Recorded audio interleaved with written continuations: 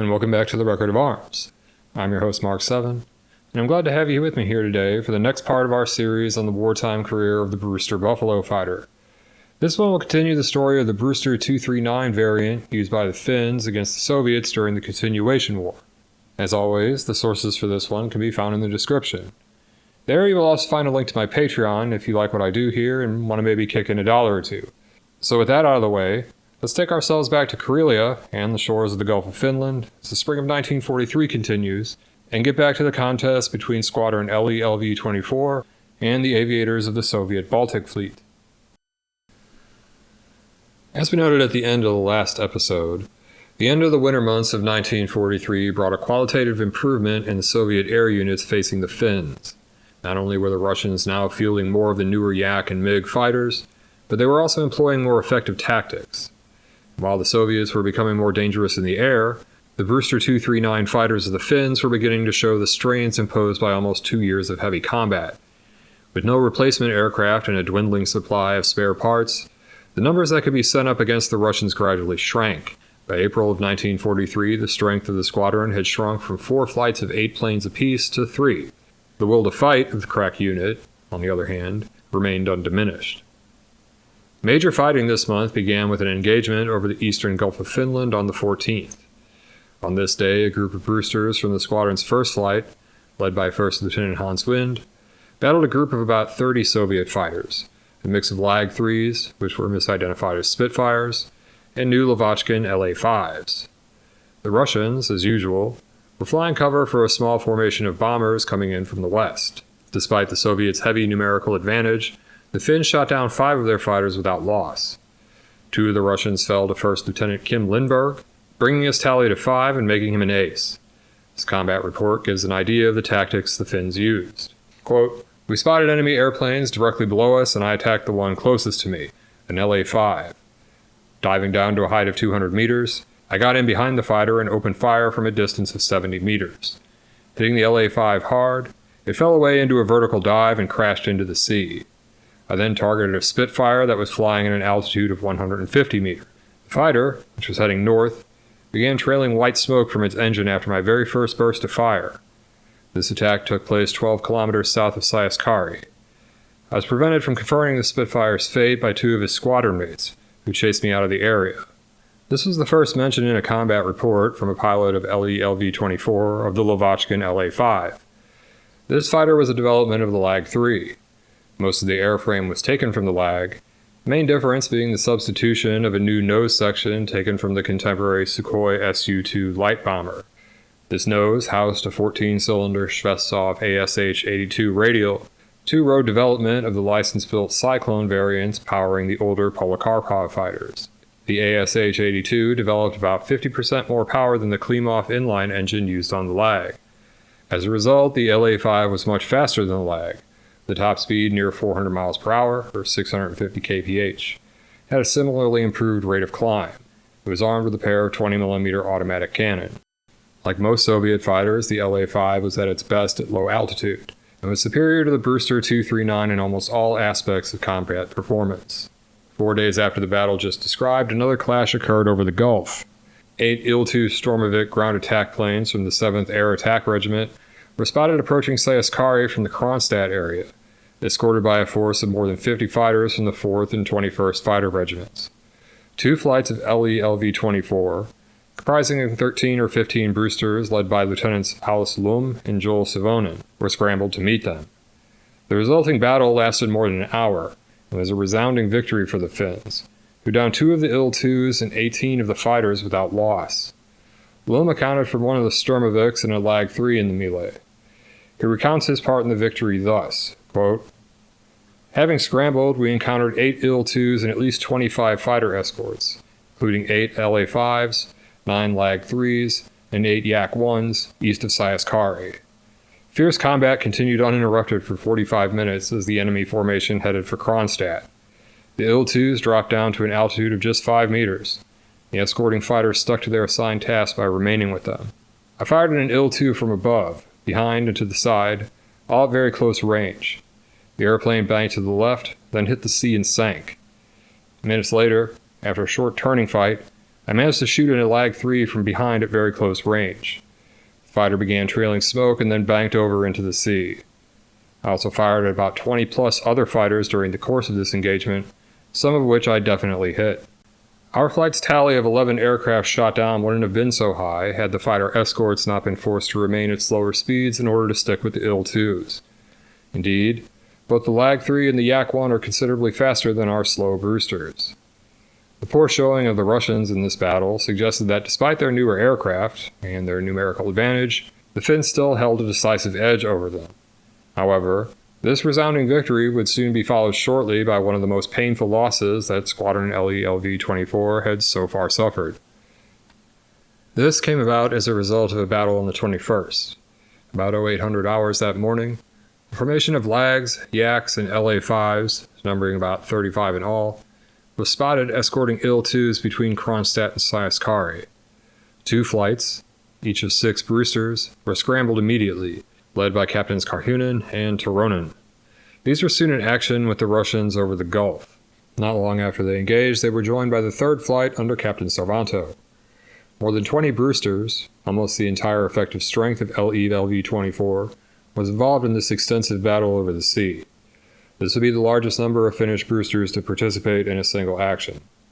Captain Turonen recounts his part in this desperate battle. Quote, "Given the order to scramble, I took off with my flight of 6 Brewsters and headed for the Gulf of Finland. Near Peninsari, I observed 5 IL-2s and their escort of 6 LeLv 3 and Yak-1 fighters. Once the latter had spotted us, they went into a dive. By the time we caught up with them to the east of Syoskari, they were already down on the deck.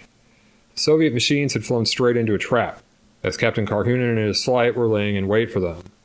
A fierce dogfight with the escorts then took place, and more enemy aircraft joined in until there were 20 or 30 Soviet fighters in the immediate area. I fired at several enemy machines before focusing my attacks on a LeLv 3 that had begun to trail smoke. It eventually crashed into the forest near the village of Lapland. My wingman, 2nd Lieutenant Rihikallio, and I were then set upon by 3 LA-5s over the Tobolken-Kronstadt area. I managed to get on the tail of one of the fighters just as it settled into a firing position behind Rihikallio. Hitting the LA-5 hard, the fighter began belching out smoke and crashed on the northwest shoreline of Kronstadt Island. The enemy fighters had once again stuck to their escort duty, and this action confirmed that the new LA-5 was highly agile and completely superior to the Brewster both in terms of its maximum speed and rate of climb. The Finns once again took a heavy toll of their enemies. No less than 19 Soviet machines were shot down in this action, including Turonen's LeLv 3 and LA-5. However, the Lavochkins took their toll as well. LA-5s from the 4th Fighter Regiment shot down 2 Brewsters, BW-354 flown by Sergeant Tauno Heinonen, and BW-352 flown by Warrant Officer Eero Kinnunen. Both pilots were killed. Kinnunen was one of the Finns' highest scoring aces, credited with 22.5 kills at the time of his death. The loss of these 2 veterans severely marred the Finnish victory, despite the nearly 10-to-1 kill ratio in their favor. It was a worrying portent that the Brewster was at last outclassed over the Gulf of Finland. The Finns would have only a short respite before they were once again in action against the Baltic Fleet. On the 2nd of May, a small number of IL-2 ground attack planes were dispatched to attack Finnish army positions near Kotka. The Stormoviks were escorted by about 20 LeLv 3s. 18 Brewsters met them south of their target, and another hour-long battle resulted. In this action, another of the squadron's pilots, 2nd Lieutenant Olavi Puro, shot down 2 Russian fighters and achieved ace status. His combat report describes this action thus, quote, "We intercepted an enemy formation between Someria and Haapsari as it headed southeast. I attacked the LeLv 3s that were escorting IL-2s in the direction of Lavansari. Getting in behind the fighters, I opened fire at a distance of between 50 and 100 meters.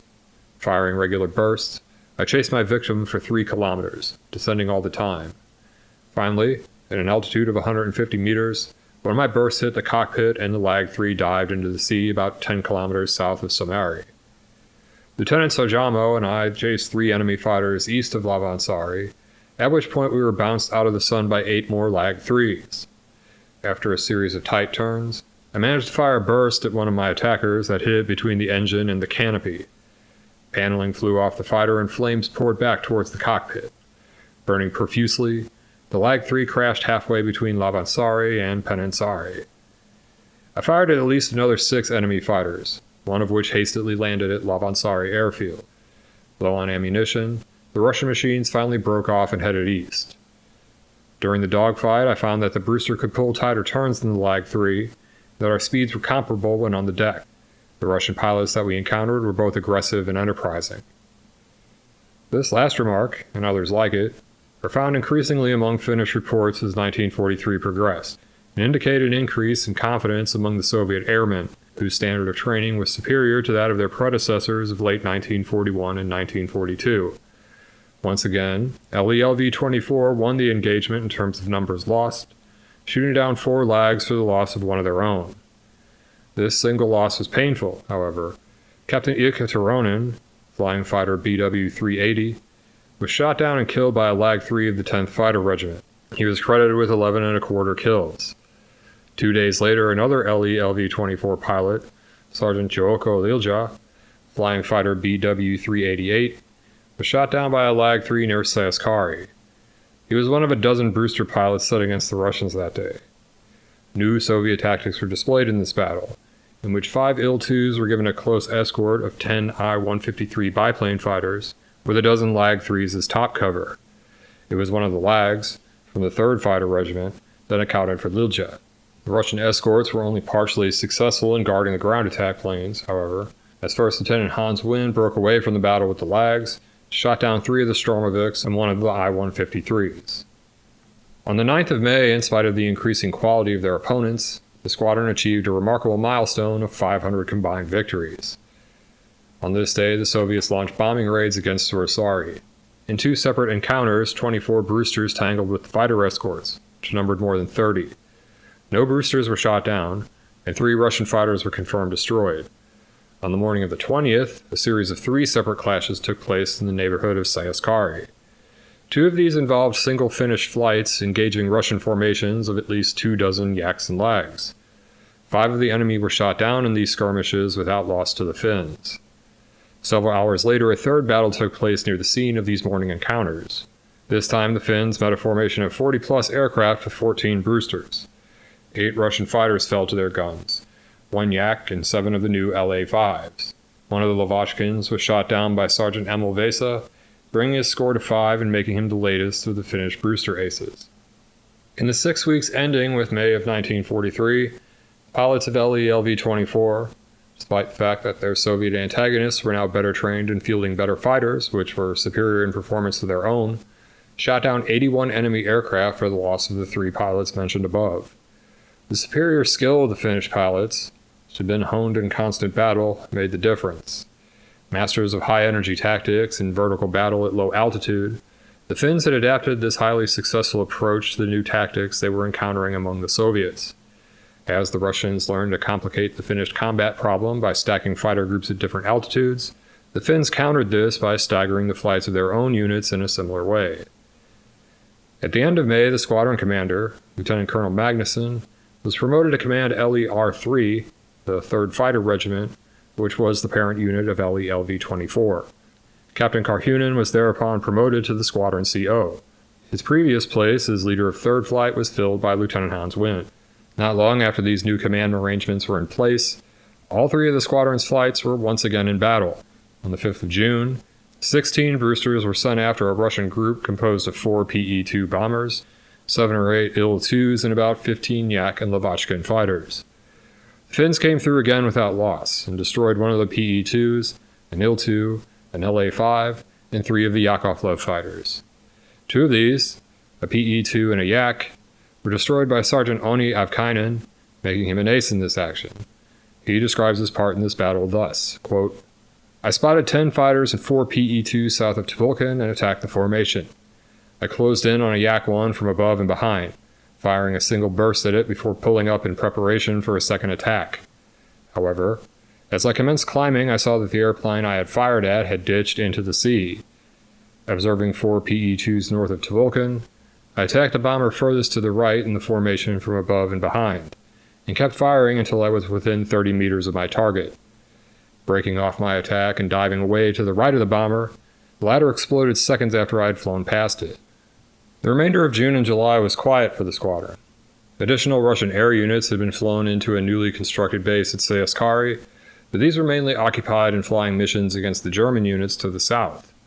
As a result, they stayed close to the southern shore of the Gulf, and the increased distances made interceptions by the Brewsters difficult despite frequent attempts.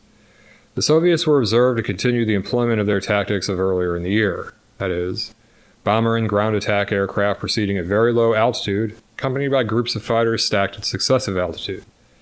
In the latter part of July, most Soviet air activity took place in the area between Oranienbaum and Sarajevo, effectively out of range. Operational losses and wear and tear, meanwhile, continued to whittle away at the remaining stock of Finnish Brewster 239s. To help preserve them in being, LeLv-24 was forbidden to operate over areas known to be defended by heavy concentrations of flak. By the end of the month, a major change came to the Finnish fighter force in the form of newer fighters. G-model Bf-109s, greatly superior to the Brewster, were provided by the Germans to the Finns. These were not issued to LeLv-24, but to another crack squadron, LeLv-34. This unit thereby became the most capable Finnish fighter unit and took over the most strenuous sectors of the front line. LeLv-24 was relocated to an area east of the line between Viipuri and Oranienbaum. On the last day of this month, Lieutenant Hans Wind became the latest of the squadron's pilots to be awarded the Mannerheim Cross, in recognition of his 33 aerial victories, all of which had been won at the controls of the Brewster 239. The lull of the summer months came to an end on the 20th of August, when 16 Brewsters, along with 3 Bf-109Gs, fought a group of about 24 LAG-3s and LA-5s over the Gulf south of Sarajevo. LeLv-24's pilots claimed 6 fighters destroyed in this engagement, including 3 LAGs that fell to Sergeant Amelvesa. 11 days later, the flights of the squadron fought 3 separate engagements. 6 Brewsters of second flight ran into IL-2s covered by Yaks and LAGs and shot down one of the Stormoviks. A little later, third flight encountered a pair of LA-5s over Oranienbaum and destroyed both of them. Finally, 5 Brewsters of first flight tackled 4 of a newer version of the Yakovlev fighter, the Yak-7B. In this action, the Finns shot down 2 of the new Yaks for the loss of one of their own fighters, BW-356, flown by Sergeant Sulo Leitio. Lieutenant Lauri Nisanen, leading first flight in this battle, wrote this in his combat report, quote, "I was the lead airplane in a formation of 5 Brewsters. As we flew south of Koivisto, in a westerly direction at a height of 2,000 meters, we saw 4 LAG-3s below us on our right. We dived after them, and I shot at one in a turning fight. The fighter soon started trailing smoke as it attempted to dive away. Smoke then stopped and the LAG pulled out of its dive, at which point I fired again. This time the fighter crashed into the sea, leaving a large slick of oil to mark where it had sunk. As I was finishing the LAG off, the second Soviet fighter latched onto my tail, but I quickly turned the tables after a few tight turns. Opening fire, the LAG also started to smoke. The pilot tried to dive away, opened up a gap of some 300 meters, but once he leveled out, I slowly began to gain on him. I fired a series of bursts as the LAG approached an enemy-held island. I was then forced to break off my attack, leaving the fighter heavily smoking. I could see only the LAG's wingtips when directly astern of it. Moments later, Sarajevo Observation Post Seppo contacted me over the radio to tell me that my LAG had crashed near Oranienbaum. The Brewster's last big action of 1943 took place on the 23rd of September, above the eastern Gulf. At 1300 hours on this day, 4 239s of third flight, along with Bf-109Gs from the first flight of LeLv-34, attacked a group of 20 Soviet fighters near the Shepelevsky Lighthouse. Together, the Finnish formations claimed 3 Yaks and 5 LA-5s. 2.5 hours later, 7 Brewsters led by Lieutenant Hans Wind attacked 15 Soviet planes, a mix of IL-2s and LA-5s, which were returning to Seyskari. The Finns claimed one of the Stormoviks and 6 of the LA-5s. Wind's short combat report describes this last major action of LeLv-24 with the Brewster. Quote, "I was leading the flight when we met 8 Lavochkins and 6 IL-2s. First, I shot at an IL-2, which tried to reach Seyskari airfield after I had inflicted heavy damage on it. The Stormovik crashed and burned at the south end of the runway. I then shot down an LA-5, which ditched into the sea and sank almost immediately. First Lieutenant Marty Salavara shot down a Soviet aircraft in each of these 2 encounters, achieving ace status. He was to be the last Finnish pilot to become an ace flying the Brewster 239. After the September 23rd encounters, LeLv-24 saw little combat, aside from occasional clashes between small units of fighters. In one of these, which took place on the 2nd of April 1944, LeLv-24, which had been redesignated HLE-LV-24, was to score its final kill using the Brewster fighter. This was a Lag 3 credited to 2nd Lieutenant Haim Olampi. Not long afterwards, the squadron was re-equipped with Bf-109Gs. The discarded Brewsters were turned over to another squadron, HLE-LV-26, an outfit which had been flying a mix of imported fighters including Italian Fiat G50s, captured Polikarpov I-153s, as well as a handful of Hurricanes and Dutch-built Fokker fighters. In the period of its use of the Brewster 239 in the Continuation War, from June 25, 1941 to May 21, 1944, the squadron had shot down no fewer than 459 Soviet aircraft. They lost a total of 29 Brewsters, 15 of these in aerial combat, 4 in accidents, and 2 during enemy bombing raids. 12 of their pilots had been killed in action, and another 2 captured. However, this is not quite the end of the story of the Brewster 239's combat career with the Finns. HLE-LV-26, based at Hyanjoki, formed their new planes into 2 flights of 9 aircraft apiece. This unit was tasked with protecting the western portion of the Karelian Isthmus from Soviet air attack, which became heavy following the start of the massive Soviet summer 1944 offensive. The Russian forces in the area west of Leningrad, which launched this attack, were supported by more than 1,300 aircraft. Though the Finnish Bf-109 units were posted in the hottest sectors of this battle, HLE-LV-24's Brewster fighters were also involved in heavy combat. In the course of the summer, they shot down another 21 Soviet aircraft for the loss of 4 of their own fighters and 2 pilots killed. In September, war with the Soviet Union came to an end when a truce was signed. However, one more task remained for the Finns, as the terms of the ceasefire agreement stipulated that they must assist in driving out the German forces remaining in the northern parts of their territory.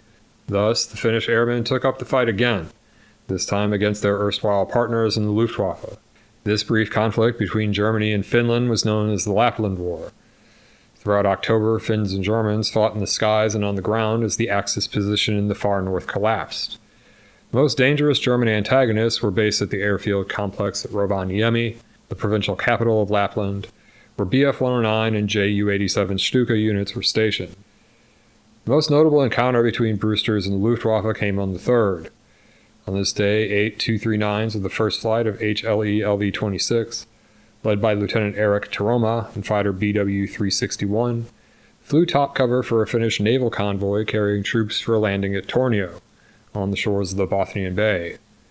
The Germans sent a dozen dive bombers to strike the ships. Hesitant to attack the Germans, the Finns held back, hoping that the presence of their fighters would deter the Luftwaffe planes from carrying out their attack.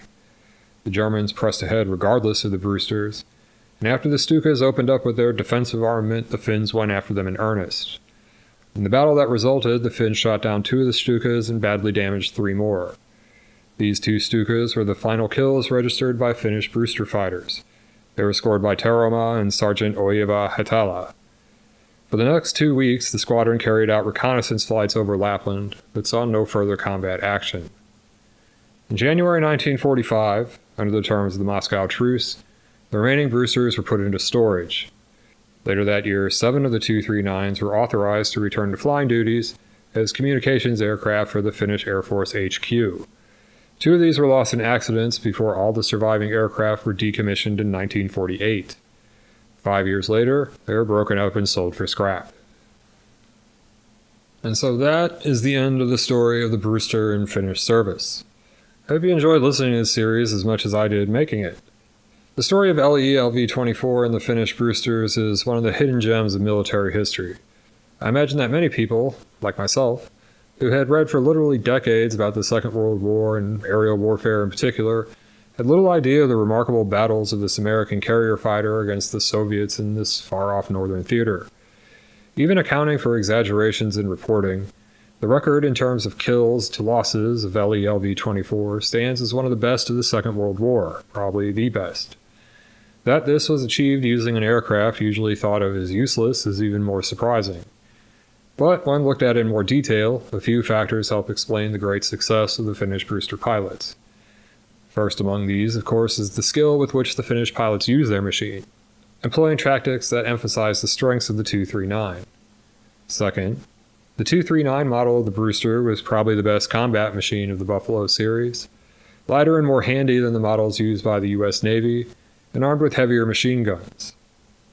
Finally, the operational environment was favorable to the Brewster's success. The 239 was best at low altitude, where most of the fighting here took place.